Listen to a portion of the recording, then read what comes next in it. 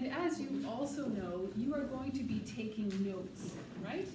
And you're going to be taking notes in the style of the Cornell notes, right? So you're going to have the main ideas and you're going to have the details. And it will also be important for you to have Wayne's full name, the dog's name, and also the title of the speech, right? So today, Wayne will be talking to us for about 40 minutes. And he is going to try to be following this outline here, more or less. So he's going to be talking about Gore and how his dog and Gore and other dogs have changed his life. He's going to be talking about different types of working dogs. So I think almost everybody here has seen the video about the avalanche rescue dog. Yeah, so that's just another kind of service dog. And Wayne is going to be talking about some different kinds. He's also going to talk about the difference between Canadian and US laws, that are all about the working dogs, okay? And then finally, some do's and don'ts when you're meeting a person with a working dog. So what is it okay to do, what should you do, and what shouldn't you do? Okay, does everybody understand so far? Yes. Yes? Okay, super. So I want to tell you just a little bit more about Wayne himself. Wayne, he graduated from the radio and television broadcasting program in Thunder Bay. That was in 1976. He has also been blind since 1976. Since then, Wayne has done all kinds of things. He's worked for many big companies in Toronto, in Kitchener, and also a company here in Welland. He has lots of hobbies. One thing that he likes to do is scuba diving. He also plays some musical instruments, but I don't know which ones. He is a big community volunteer, and I met Wayne through a program called Toastmasters, which is here at Niagara College, and it's for people who want to learn to speak better, to be more effective presenters. So, folks, we are going to be entertained. We're going to learn new things for the next 40 minutes. Could you please join me in welcoming Wayne Tuttle?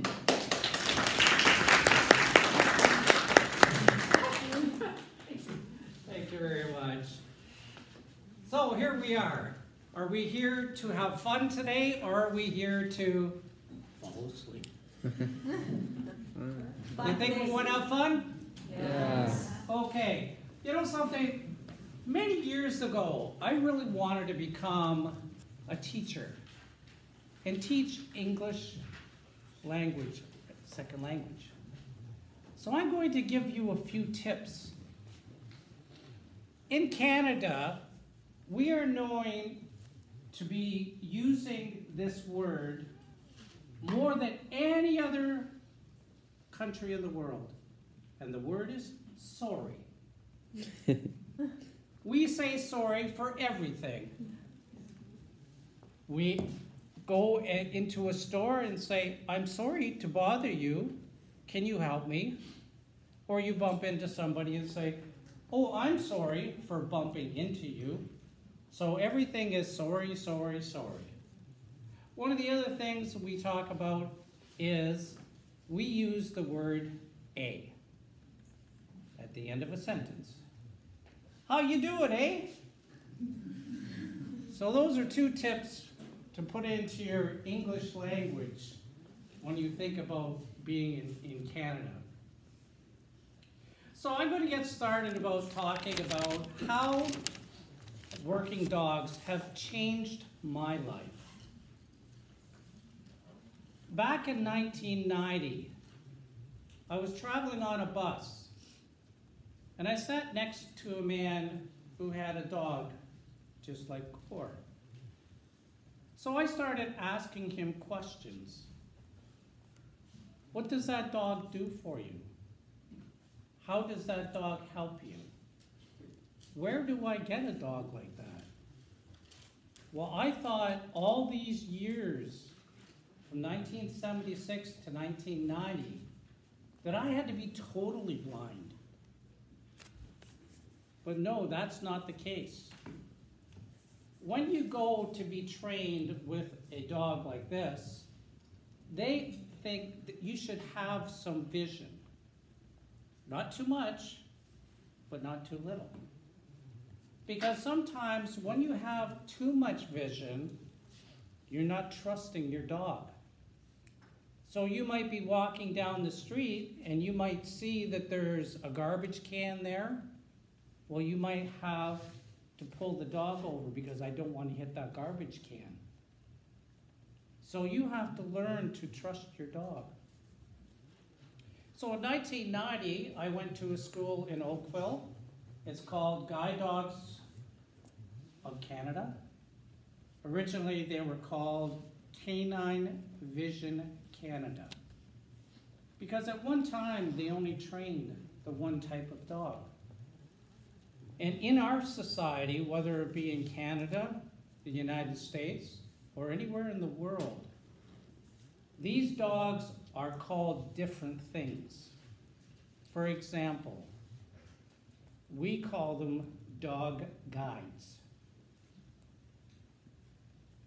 In other training places, they call them guide dogs. So it's just reversed. In the United States, back in 1946, they started a school called the Seeing Eye. So a lot of people refer to them as Seeing Eye dogs. But the funny thing is, sometimes people will come up to me and they'll say, "Is that a blind dog?" Well, I think I would be in real trouble if my dog was blind. So I just tell them, no, he is a dog guide. So some of the things that Gore has been trained to do is he has been trained in escalators, elevators, revolving doors, trains, buses, planes, subways, any kind of transportation. We have been trained to do those things. Sometimes we may only do it once in our career working together. But we have to know when we're working with our dogs, we have to have an idea where we want to go. I just cannot say to Gore, "Okay, Gore, let's go to 7-Eleven. He's going to look at me, "What?" So I have to know kind of where I need to go. So for the first time, I would go out with someone who has sight, and they would show me the route or the directions on where we want to go. So after a few times, then I would say, "Okay, Gore, we're going to 7-Eleven. So we would follow the pattern, turn right at 2 blocks, turn left. The 4th door on the left is where you go into the entrance. So it's repetitious. It's the same thing with you learning English. I'm sure Susan and the other teachers teach you repetitious. You repeat over and over to learn. It's the same thing with working with any working dog. We repeat patterns. These are not tricks. Like a lot of people think that when you're working with a working dog, they're taught tricks. What they're really taught is behaviors. So I'll be showing you a little bit later on a demonstration on some of the behaviors that he has learned over the years. Gore is a 2-year-old black Labrador. We've been together, it'll be 3 years this February. Gore is my 3rd working dog. My first 2, they lasted 10 years. Some of these working dogs only last 3 years. Some I've seen as long as 12 years. It really depends on the person who is working with the dog. If you are an active person who goes out to work every day, when I lived in Toronto, I used to go on the subway every day, and the buses, and the elevators. So that's a lot of stress for the dog. They get very nervous because it is not natural for a dog to go to Walmart. Why am I in this store? Why are all these people here? They don't know. So maybe think about when you were a child, maybe you had to speak in front of the school when you were 7 years old, or maybe you were in a play. What was one thing that was in common when you would get up in front of those people? You would get nervous, right? But sometimes you had to go for a pee. It's like dogs. We have to know our dogs so much.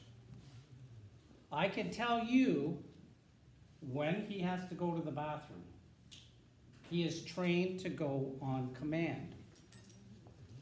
So basically, that means that every day I know that at a certain time he's going to go number 1, and at a certain time he's going to go number 2.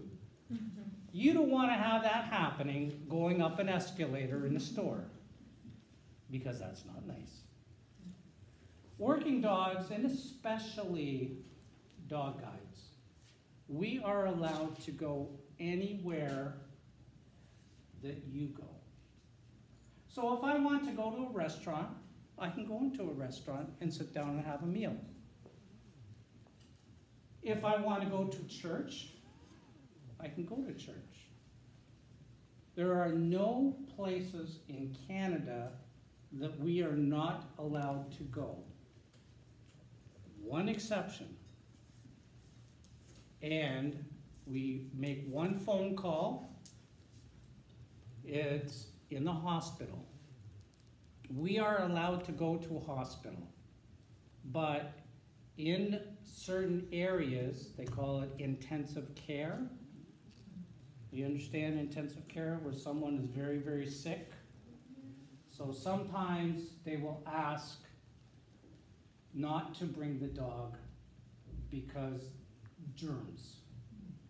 But other than that, we can go anywhere. Now, the other working dogs that are in our society, they have different rules and they have different laws. So it's not the same as a dog that is working for someone who is blind or partially sighted or visually impaired. Are there any questions at this point? Anybody have any Susan? questions? I did have a question about the beginning. You were saying that Gore needs repetition. Yes. So when he goes somewhere, for example, to a convenience store, you go with him, with a sighted person, and he becomes familiar with the route. How many times does he need to repeat that route before he's comfortable? It really depends. I think funny you should ask that question. My wife, we have been married for 30 years, okay? She is fully sighted, but she forgets where she parks the car, okay? So sometimes at Christmas time, we go to Walmart and we have to park way back there. Gore will remember. I'll just say, find the truck. Find the truck. Find the truck. And he'll know. He'll know exactly where it is. It really depends on where we are, what kind of environment. So if it's a very crowded situation, we go to, it's tough with words sometimes, trade shows. Yeah, training sessions. We go to training sessions where there will be thousands of people, and I may have to go to one area, so I would have to go sometimes 2-3 times to go to that area. So that's one of the things. Now what I'd like to do is change a little bit and talk about the different types of working dogs in our society. There are so many different types now, it's hard to keep track. There are training centers all over Canada, United States, and all over the world in that fact. Some of the popular dogs that are trained for people who are, for example, children who have autism. Autism is a neurological disorder with the mind, and sometimes children, when they're very small, they sometimes would want to run away from their parents. So they have dogs that are trained where they hook up a leash to the child, and there's a leash for the parents. So when they go out in public, if the child decides to start running away, that dog goes, he stops. So it's like he puts the brakes on. So he stops that child from running away. But they can only use dogs like Gore up until that child gets too big. Because if they get too strong, well, they're going to be pulling the dog behind them, right? So that's one of the things that they do when the child is young. I've seen them as young as 4 years old. Another dog that is trained, it's for seizures.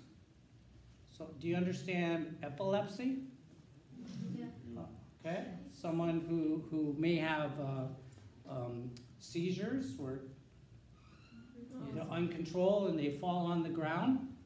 The dogs are trained when a person has a seizure, they have a smell that comes out of their body. And a dog can learn when that person is going to go into a seizure.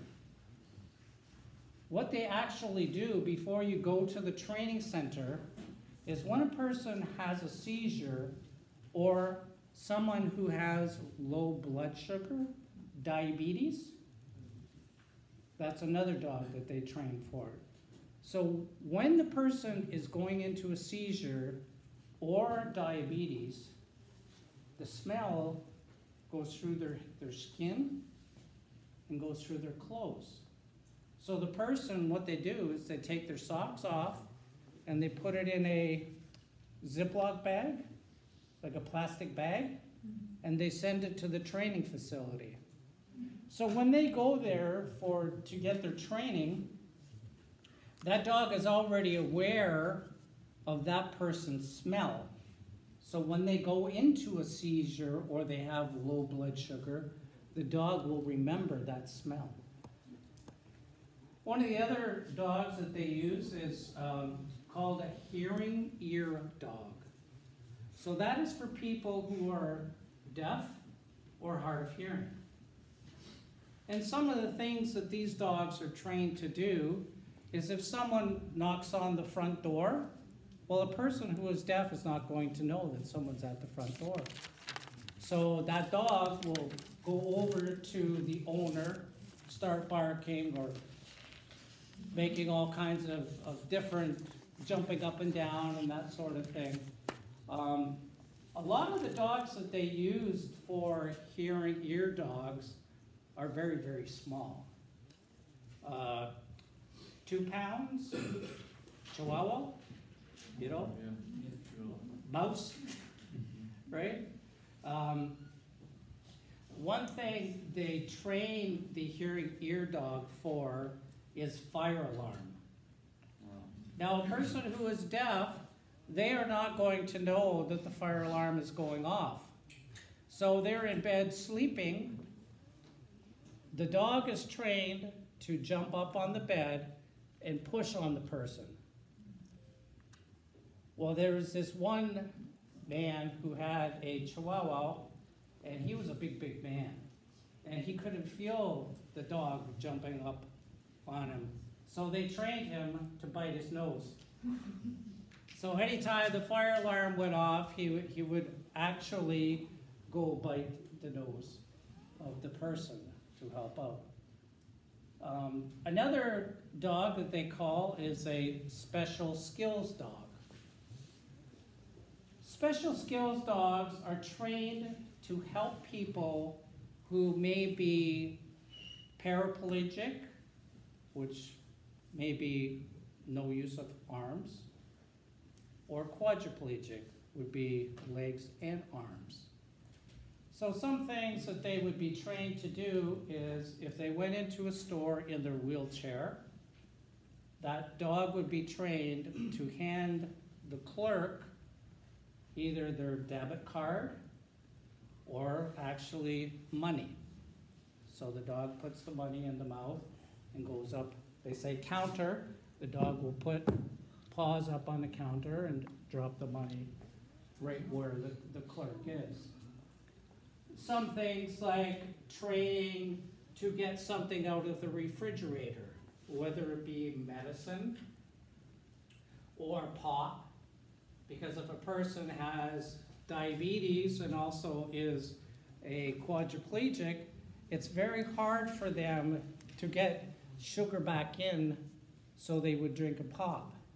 So the dog would be trained to go into the refrigerator and get a pop for that person. They have telephones that are, they have buttons on the floor. So in an emergency, the dog would be trained to go over and step on the button and call 911. Other things they do is like getting clothes out of the dryer and that sort of thing. My first dog guide, I actually trained him to get me a beer out of the fridge. That's because I was lazy.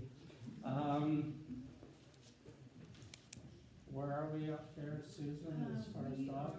We're just about to go to Canadian and U.S. laws surrounding dogs. Okay, I will briefly touch on the Canadian and United States laws because every time I talk about this subject, I get very angry. Because unfortunately, in Canada, the laws are very, very, very poor, very bad. For me, I am protected under a law that is called the Blind Persons Act. Okay? The Blind Persons Act.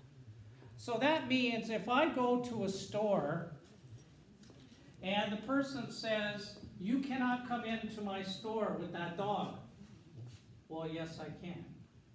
This is a working dog. He is highly trained, and it is against the law for you to say, I cannot come in your store.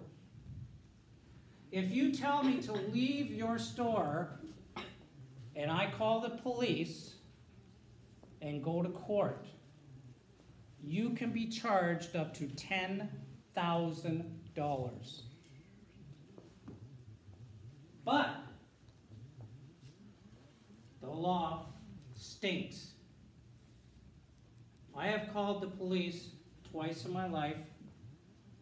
I have gone to court, and I have had situations where they have thrown it out of court because of silly reasons. I have had many friends that have challenged the law in Canada, and for the same thing, they threw it out of court.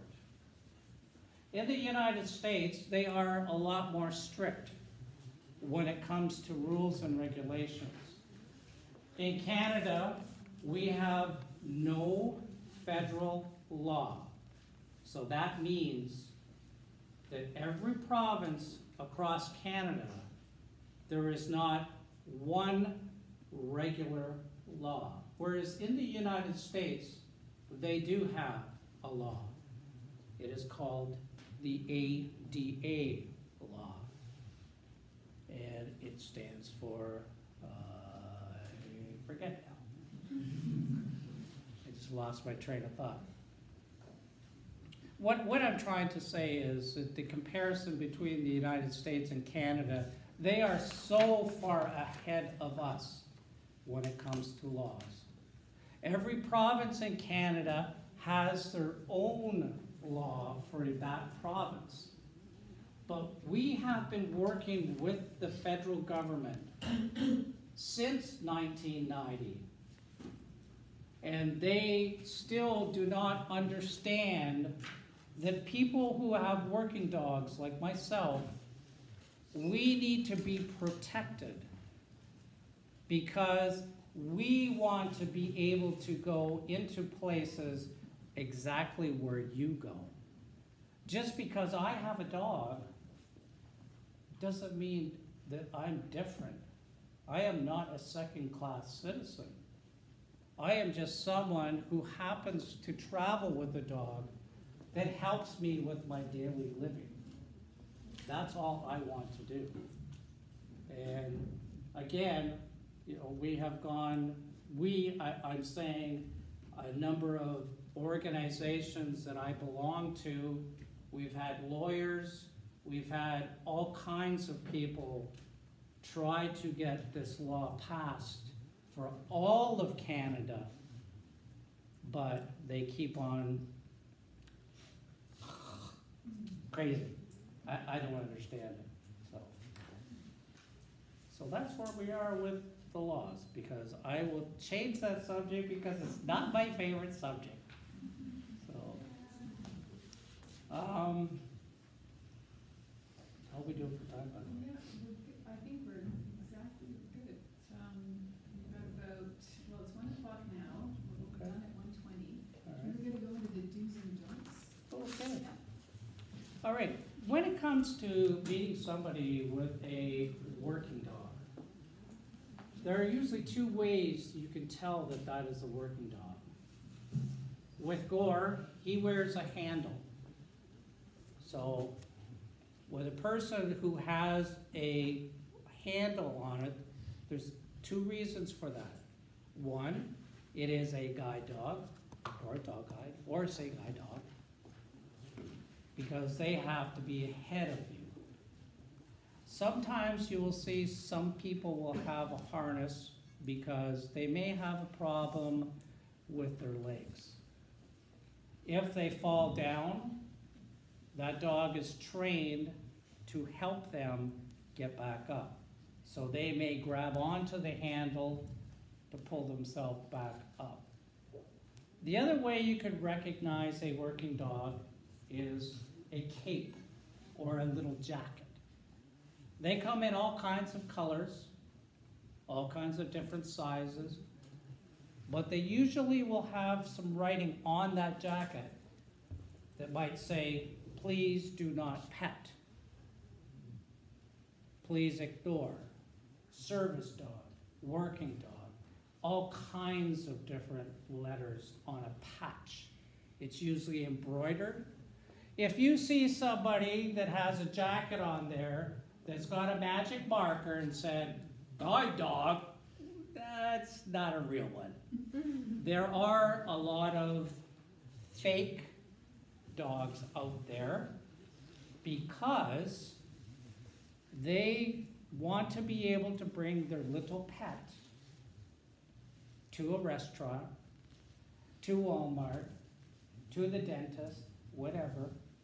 You can go on the internet, and if you type in the word service dog, you will see thousands of websites where you can buy different identification, capes, jackets, all kinds of things. So that you have to be very careful with that. When you approach someone who has a working dog, one of the things that you never ever do, and I'll give you, there's 3 ways that I teach people this. Don't touch, don't talk, don't tempt. So don't touch means you don't automatically go up to the dog that's working, oh, hi, how are you? Because a dog is a dog. We call it the voice. Because everybody who talks to a dog or a little baby, they go, oh, hi, what a pretty little dog, right? They got that voice. Well, that really gets the dog excited because they recognize that voice from when they were puppies. Okay? So it doesn't matter if Gore is working. If you come up and you start being all excited, and well, you know what he's going to do? He's going to say, I'm not working. I'm going to play too, right? So that's number one, don't touch. However, people like myself, if you come to me, do you mind if I pet your dog? Sometimes I'll say yes, sometimes I'll say no. It really depends on where I am. So always ask permission beforehand. Are these dogs trained to bite? No. Might lick you first. If you don't like that, then I wouldn't touch them. Don't talk. That's another thing. Don't automatically go up and start talking to the dog and distracting them. Because again, they're there to do a job. We don't like to have our dogs distracted. Even though, right now, Gore, I'm surprised he's not snoring yet. But he knows because he has his harness on and his leash. And that means that he's in work mode. That doesn't mean that he could just wander around the room and visit and see what you guys got in your backpacks. Because a dog's a dog. They'll eat food. And that comes to number 3. Don't tempt. Which means never, ever offer a dog that's working food. There are 2 reasons for that. As a working team, I mentioned earlier, I have to know when my dog has to go to the bathroom. So you know what goes in has to come out. So if you decide to give him a cookie without me knowing, and later on, it's 3 o'clock in the afternoon, and we're walking down the hall in the college, and all of a sudden, Gore decides to go, well, it's going to be a little embarrassing for me, right? My first dog, years ago, I was working for a very large company, and I got to know my surroundings. So a lot of times I would leave him underneath his desk, and I would just walk down the hall to the bathroom. And I came back one day, and he was up. And I thought, well, that's strange. He doesn't usually, he just gets up and stretches and lies back down on his bed. He'll see you later, that type of thing. But the next morning, I went to come down the stairs, and all over the living room, there was the biggest mess I have ever seen a dog do. My dog was so sick that I thought I was going to lose him. So I went to work the next day. I left him at home. And one of the workmen came over to me and says, oh, where's your dog? I said, oh, he's really sick. I couldn't bring him to work today. He said, oh. He says, oh, yesterday I gave him a couple of chocolate cookies. Do you think that was the cause of it? Well, I got really angry at this guy, and I said, you know something? Some dogs are so allergic to chocolate, they could die. So that's another reason why you do not give a working dog any food. So it's very important. As far as the training is concerned, there are two major things that we train all the time with. And the number one thing that we train with, it's called food refusal. Food refusal. And what does that mean? Well, that means when Gore is in his uniform or his harness, he knows that he is not supposed to be touching any food. Because it's really embarrassing. If I go into a restaurant, for example, McDonald's, well, you know, there's going to be kids in McDonald's and they're going to throw their food on the floor, drop it on the floor. So there's going to be French fries. There's going to be a chicken nugget over here, right? Well, the last thing we want our dog is to be sniffing around trying to find that food, right? So that's why we do that often. And I'll demonstrate that in just a few moments. One of the other things that Gore is highly trained in, it's called positive refusal. Positive refusal. Now what that means is, when I go up to a stop sign or a traffic light, dogs are not trained to know when the light is green, when it's orange, and when it's red. Most dogs are colorblind. I have to make the decision whether it is safe for me to cross now or not. So I will give him a forward command. I'll simply say, Gore, forward. He will start, he'll take a step, but if he stops, I have to think. I have to pay attention. Why is he stopping? Second, Gore, forward. He takes one step and stops again. Now I have to figure out that it's not safe. If I'm going down the sidewalk and the men are finished working, pouring cement, and they have that barrier across, Gore has been trained to make a decision. Will I go left, off the curb, into traffic, or can I go right? Is there enough room to go right? He will decide. So I have to trust him to do the right thing. So what I'm getting at, the thing that they are trained so highly in is the positive refusal. But when we're in training, we are blindfolded and we have one trainer behind us and we have another trainer in a vehicle that tries to run us over. We have had some very close calls, and some of the neighbors used to call the police because it's pretty funny to see a car trying to run over a blind person, wouldn't you think?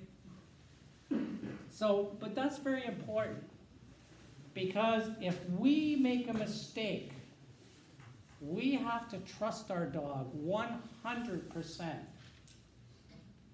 to do the right thing. And that takes a lot of guts. It really does. Because if you don't trust your dog, then you should not be working with that dog. All the other dogs that I mentioned to you earlier, they can make mistakes. Because in most cases, their life is not going to be jeopardized. So meaning that if Gore makes a mistake, I could get hit by a car. Very easy. If I'm walking down the sidewalk and someone has parked their car in the driveway, but it's partly out on the sidewalk, and they have the back hatch open, if he is not paying attention, I could walk right into that. So whether it's a car that's open like that, or whether it's a low branch, these dogs are trained to think and find out what is the safest thing to do. Okay? Gore, come. Gore? He's like, no way, man. Hello? It's time to go to work, Gore. You know what they say at the movies? Never work with kids or dogs. Okay? Gore, up, up. Now, one of the first things he's probably going to do is he's going to shake. And for many, many years, I wanted to know, why do dogs shake? They just get up and they go, right? He's probably going to do it. You watch. He's going to call me a liar, too. The reason why they shake is because when they're curled up on the floor, their spine is out of line. So their spine is crooked. So what they do by shaking is they put their spine straight again. Okay? So we'll see if Gore does this. This actually is his first performance in front of people. So. Maybe he knows. Gore, sit. Sit.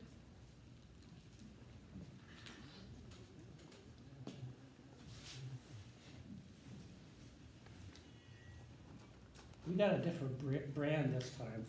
It's kind of like cat food.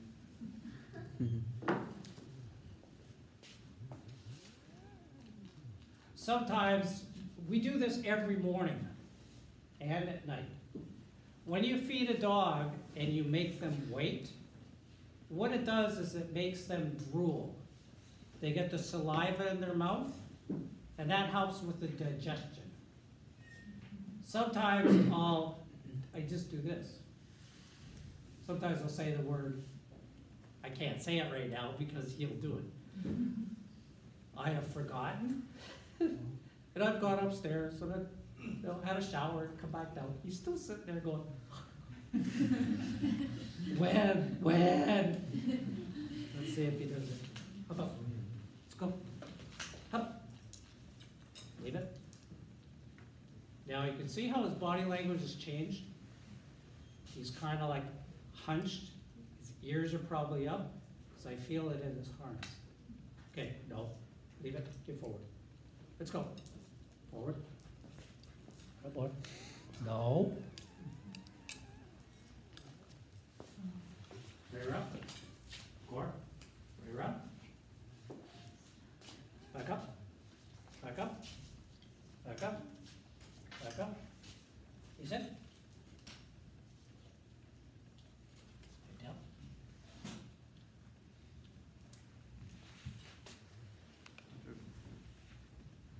Up, up.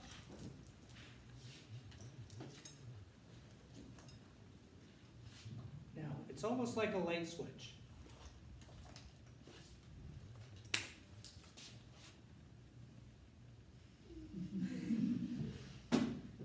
Okay. Did I hear applause?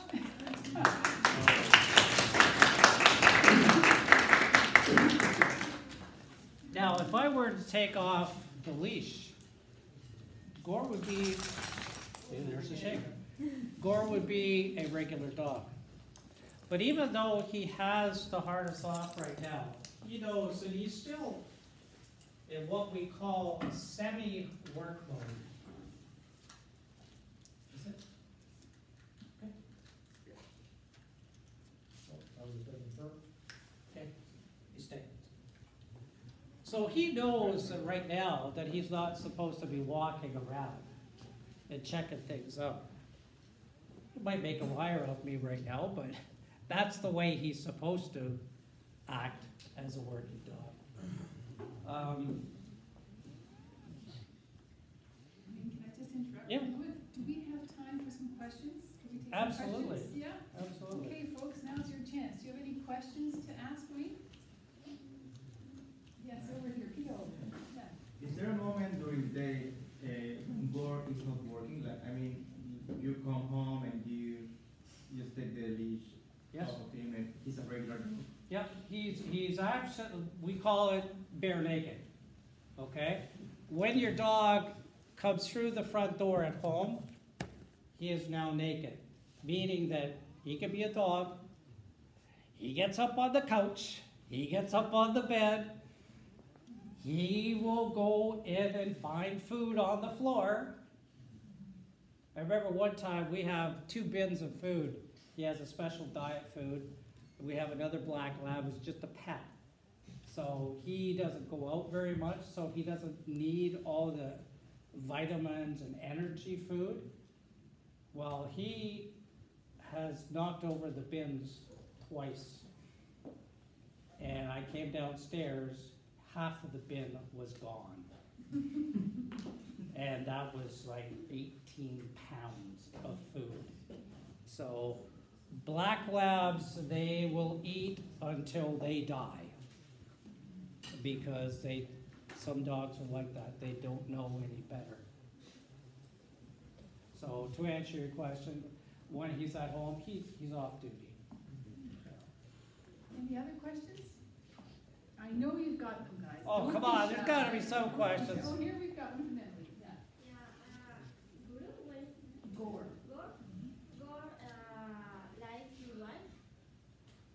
I'm sorry, Gore likes your wife. he likes my wife? Yeah. Are you kidding me? He is so spoiled. There's a rule, when you come home after you graduate going to school, we went for 28 days, and we lived at the training facility for 28 days. My luck, I got stuck with 7 women by myself for 28 days.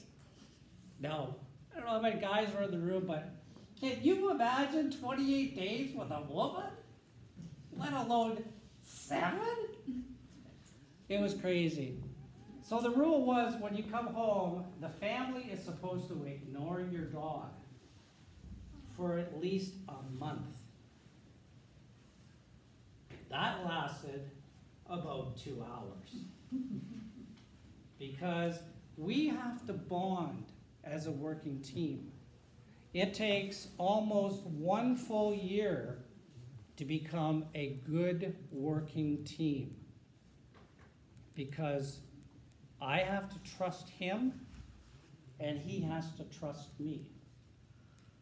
One of the things that I forgot to mention during my presentation is the cost of these dogs. These dogs are now worth $25,000. And the reason why they are so expensive is that they start at 10 weeks old. They go to a foster family. They stay with that foster family and learn things like obedience. They take them into places like Walmart to socialize with people,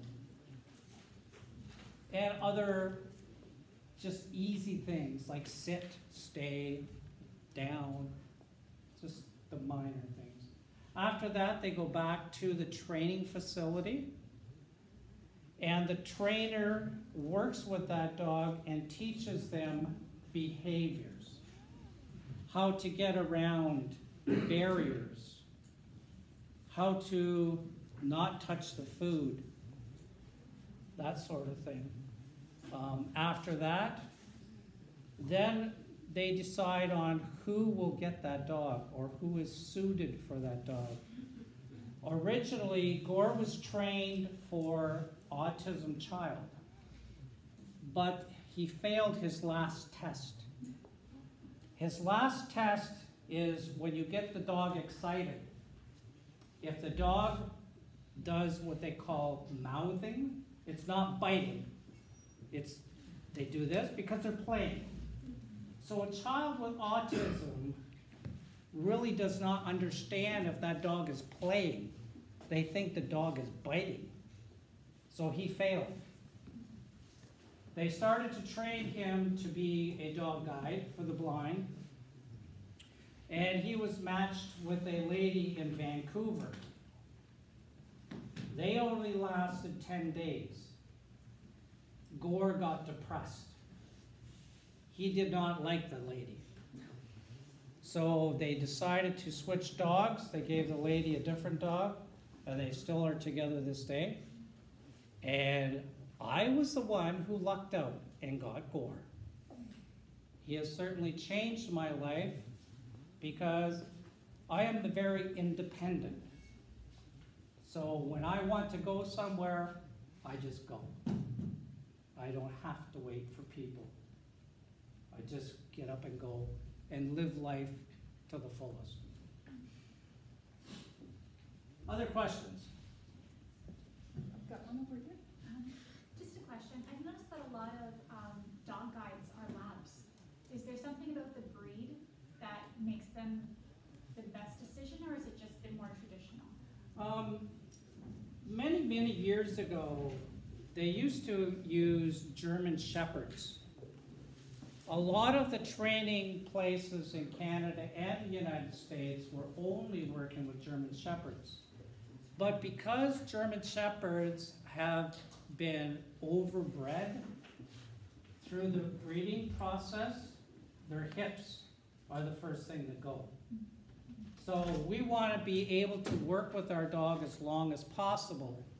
And I'll tell you one thing, you may find this very funny, but there are actually miniature ponies, you know, little horses, that are trained to be dog guides.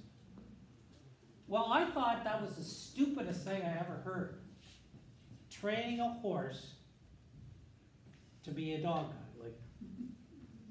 Until I went into business. We had a business and we made equipment for working dogs.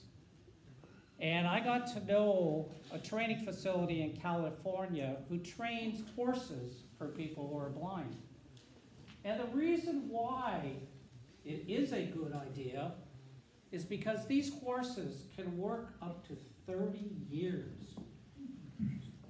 So instead of me having to go back to the training facility, I've had 3 dogs since 1990. So I have to get used to another dog every so many years. And that's hard. It really is hard because you try your best not to compare this dog with that dog with that dog. Every dog is different. So in most cases, Labradors are used because of their breeding program. There are all kinds of different types of dogs that are used specifically for guiding people who are blind, but as far as the other breeds are concerned, for autism and seizures, and like I said earlier, as small as 2 pounds and as big as 180 pounds. It really depends on what the dog is being used for. So, some people are allergic to dog hair, but it's not really the dog hair you're allergic to. It's the, like, how would I put it? Dandruff. You know, when people get dandruff in their hair, little speckles and that. Well, dogs get that. They get dry skin. But I tested one time. I did a presentation at a school, and I sat down in the audience after I was finished, and the principal came to me and whispered in my ear, says, "That boy is very allergic to dogs." It's okay, don't worry. Because a dog, the only way that the dog gets that dandruff out is by shaking all over the place and jumping around or whatever. If the dog is just lying down, not doing anything, chances are that person will be okay with the allergy. So, there's gotta be more questions. We've got time for just one last, actually, we've got about 3 minutes left, okay? Wait, so All we've right. got one question up here from John, go ahead. Excuse me, sir. You said that Canadian laws are poor. Did you get any protection in the United States by the U.S. law? I'm sorry, the last part I didn't quite understand. Any protection in Yeah, US? do you get any protection in the United States by the U.S. laws? Probably more than in Canada. One thing that I've done a lot of research around the world on different countries with working dogs. Some of the Asian countries, and I understand there's a number of people that have come here from Asia, that only now they're starting to allow working dogs in their society. For example, in China, my understanding is that they really do not want large dogs on the streets that are working dogs. South Korea, they do allow most working dogs to go in every place but restaurants or where there is food. So it really depends on what country that you're going to with your working dog will determine what you are protected with. But like I keep saying, that the United States is so far ahead of us. There is one province here in Canada that is doing tremendous, is doing very, very well, and that is Manitoba. Manitoba has more protection than almost any other province in Canada, so. Sorry, Wayne, I think we've got some students who are leaving to catch buses, I'm not exactly Okay, sure. so that's my cue to wrap things up. So I hope that I have been able to teach you and enlightening you about working dogs in Canada. So when you are in public and you do see someone with a working dog, I hope you've gained that knowledge to have a better understanding why that person is using a dog. So I'd like to thank you, Susan, for allowing me to come in and sharing my wisdom with you. And I bid you a very good weekend. And thank you for having me.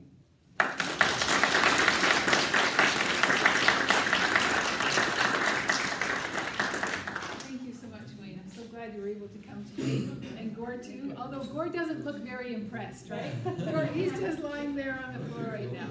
So I'm going to walk up with you, okay, just a second. And folks, if you're in 3A or 3B, can you please, guys, 3A or 3B, you can just take a break and then come back, and I'll let Heather deal with the 3 Cs.